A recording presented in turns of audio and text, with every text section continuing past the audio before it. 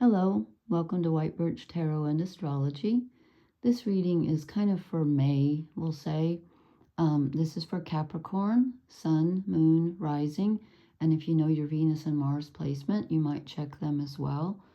This is an interesting time for Capricorn because we had Pluto in our sign for so long, from like 2008 until 6-7 months ago. I forget when Pluto went into Aquarius, but that was a rough go. I'm guessing that if you have your sun or rising, especially even your moon in Capricorn, that you've undergone some huge changes. I know I have. My sun is in Capricorn along with my north nodes and my Chiron. So anyway, Pluto is at 3 degrees of Aquarius, but goes retrograde, I think, Monday, and we'll go back to like 2 degrees Aquarius. So if you have any planets or like north nodes or south nodes at the tail end of Capricorn, Pluto's in a different sign, so it's less intense, but it's going to move back toward us again. Yeah. And we are squaring all the planets in Aries right now. We have Chiron at 24 degrees, Mercury at 19 degrees, Neptune at 1 degree, Venus at 2 degrees, all in Aries. So relationships, our thinking, the wounded healer, so our childhood wounds, the planet of romance and this mystery and illusion, confusion, and, what do I want to say? Imagination. All those planets are squaring us, which makes relationships kind of confusing. Our thinking can be kind of confused. Again, those are, depends on where you have, what degree you have something in Capricorn. I'm not being very eloquent tonight. I'm really tired, so excuse my voice. So again, if you have things at the very beginning, the middle, or the end of Capricorn, then they're square those planets in Aries. And we're in good aspect, however, to the North Node conjunct Saturn at 26 and 28 degrees, respectively, in Pisces. So that's good because Saturn is our reality, that's our ruler. And that rules, day-to-day reality, time, karma, fate to a certain extent, and the North Nodes is our path forward. So we're in good aspect to that. So I think this is a very important time where we can discover how to make our path, how to make our way forward, and maybe even to find our path that we might feel has been missing for a while. But again, I think our thinking is a little confused, and even our relationships can be confusing right now. Other people can be confusing, so there's that. And we might still be, squaring off with the wounded part of ourselves that's kind of staring us in the face. So not an easy time for anybody right now, I don't think. So we get some interesting cards, and it's really weird that this has been happening through this, I didn't do any last night, but the other couple nights I did, doing 4 signs a night. And it seems like we get 1 or 2 of the elements. There's earth, air, fire, and water, pentacles, swords, wands, and cups. And it seems like we get 2 of the elements, and that's it for each sign. And that's what we get for us. So we have swords and cups. That's it. No fire, so there's no motivation, no desire, not much action, really. And no pentacles, so no feeling of stability. So we have thoughts and we have emotions. Yeah, that's kind of tough to deal with. So we start off with the Knight of Swords. So here come the ideas, fast and furious. Now, this can be sometimes information coming in. Could be someone else, but I think this is more like us searching for information, people giving us advice, us searching for the answers, and different answers coming in. Okay, lots of them. Fast and furious. And then we have the King of Swords. We have 2 kings in this reading. We have the King of Swords. So we're like, okay, I want to be in control of my thinking. I need to get a handle on these ideas. They're coming in fast and furious. And I'm going to choose this one. So we choose an idea. And then what happens? The 7 of Cups comes in. This is that square to Neptune at the beginning of Aries.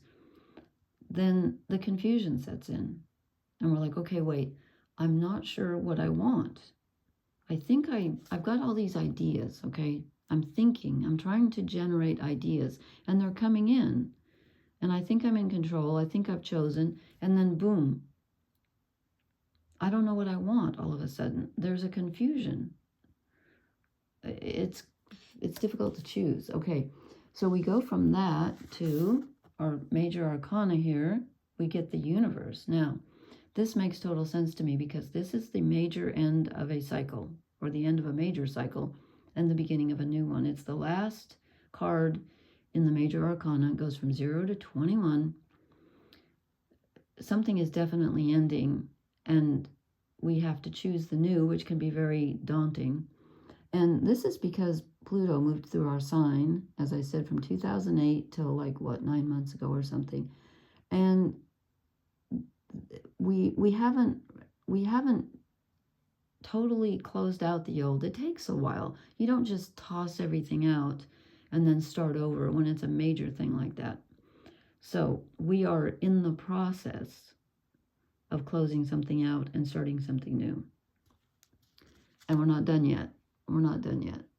So here comes the emotional part now. So the next card I drew, these two they didn't really come out together, but they came out one after the other, and I felt like they were connected. We get the 10 of Cups.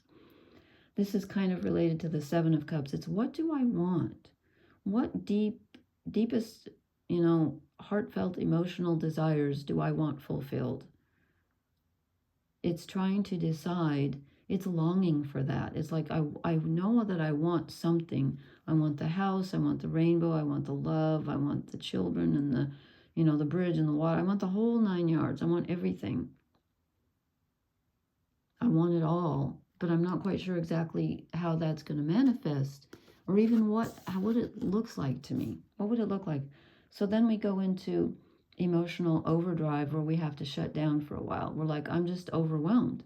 I don't know what I want exactly. I know this isn't it, because again, we're closing out a cycle, and it's hard to let the old go. So we're kind of trapped in that emotional neutral. We want this, but we're kind of stuck in that for a little while. But keep your eye on this, okay? Because then we get the King of Cups. So we have two kings, the King of Swords. We want we want mental control, and we want emotional control. And I'm not sure. I'm not saying that we can't have that. I think we're in the process of gaining that. But when we have the 4 of Cups, along with the 10 of Cups and the King of Cups, I'm thinking, well, there's a period of emotional rest first before we can actually say that we are in control of our emotions. I think right now we kind of don't know exactly how we feel, and it might be kind of a roller coaster ride. We're wanting control because we're tired of going back and forth between, I want this. No, that's not what I want. That just doesn't feel, I'm not feeling that. So I want that. I want this cup. I want that cup. I want that cup. I think we're not sure what we want right now. And again, there are too many thoughts coming in, too much advice. We need to listen to ourselves, even though I'm not sure we have the answer either right now. Something just fell in my eye. Okay.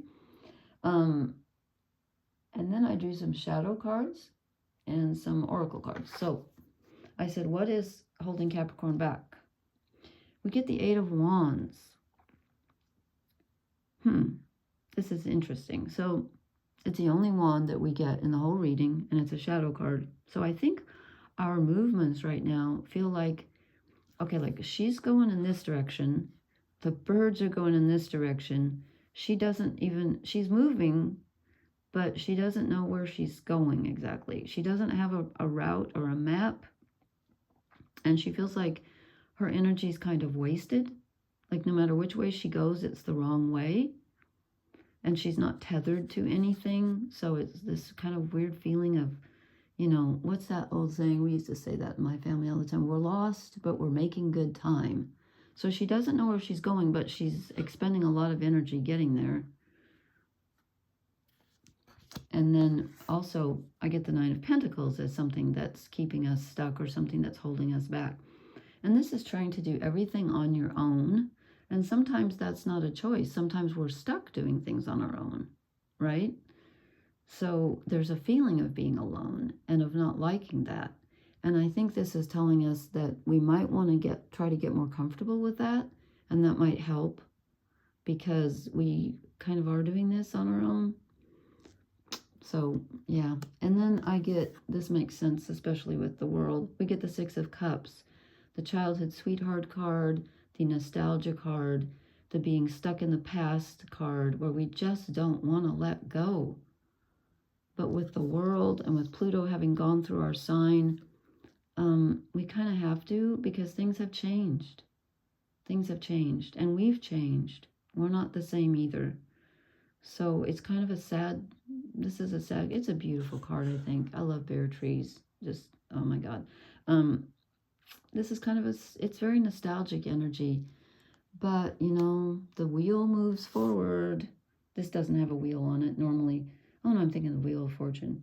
But the universe generally, I think, has... No, I'm thinking of the Wheel of Fortune. What is the card in the traditional...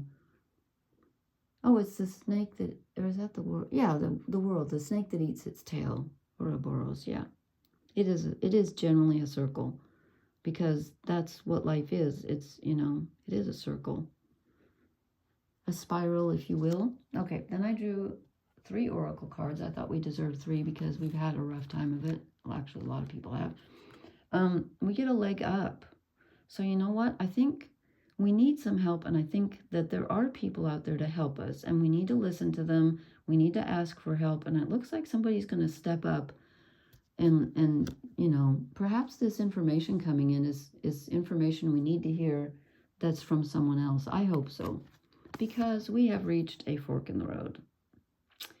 You know, we just can't keep going in this direction any longer because it's not serving us. It's an old route.